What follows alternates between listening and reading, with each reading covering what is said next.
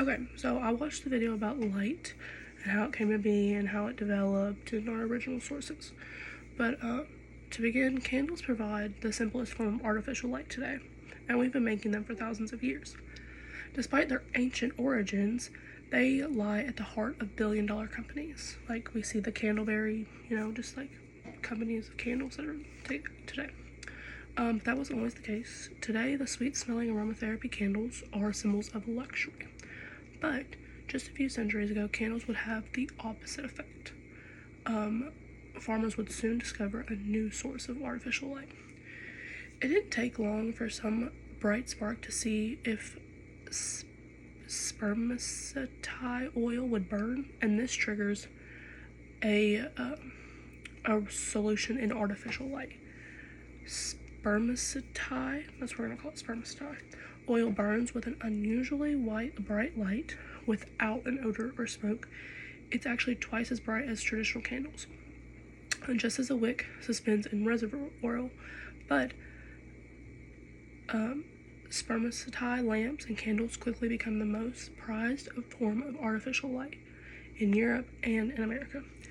The demand for this oil goes through the roof, pouring millions of dollars into the American economy. By the late 1700s, this oil processing factories have sprouted up all over the Nantucket and something mainland, and the owners get together and form the United Company of spermaceti candles, or chandlers. And the organization gives them power to keep newcomers from entering the market. This oil only transforms the way we light our world. It helps create innovations in the most surprising of places. It's by the light of these lamps that great authors like Benjamin Franklin, Thomas Jefferson, and Jane Austen write their greatest works. So, during the 1800s, this oil lubed steam engines and locomotives of the Industrial Revolution. Until the advent of artificial lighting, people all over the world, rich and poor, north and south, tend to sleep in two phases each night. They referred to this as their first sleep and their second sleep.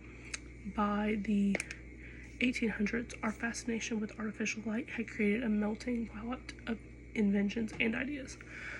So like the light bulb. But there was another one. So a man by the name of Jacob Riis, he discovered a new chapter in the story of light. He created a light source so bright it allowed him to capture image, so like a picture. He called it the flash gun. The flash gun was you needed magnesium powder, and that's what made it light up white. He went to a lecture trip projecting his photographs. Thanks to the innovations of flash photography and the magic lantern, Riis takes his previously invisible group of people and makes them visible on a mass scale. It sets in motion a dramatic change in the public opinion, triggering one of the most greatest inventions of social reform in American history. When the photographer's flash could light up a room for a short, blinding moment, people at this time still relied on candles and lamps to light their way. The buzz was now to create a continuous light of bright light at the flick of a switch, because his light was only temporary, just to take the picture. So that's where Thomas Edison comes into this. He, as we know, came up with our light bulb. He was a master of what we now call vaporware, announcing a non-existent product in order to scare off competitors. He was lying. He announced that he had succeeded inventing the first long-life electric light bulb and encouraged journalists to come see it. The first public display of Edison's happens on New Year's Eve, 1879. Edison said that electric light had caused one of the greatest amount of study and required the most elaborate experiments. Edison's light bulb is not so much a single invention as it is a collection of small but ingenious improvements.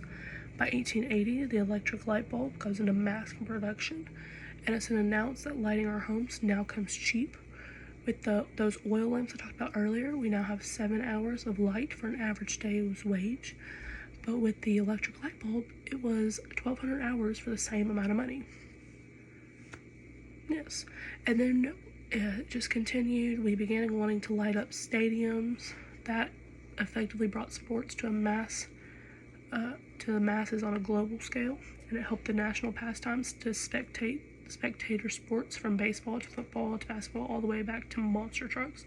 So the video said, and it turned sports into a multi-billionaire company. But now we had the power to use it for fun. A man used the light to create neon lights, and these people just kept going and going, and yeah, thank you.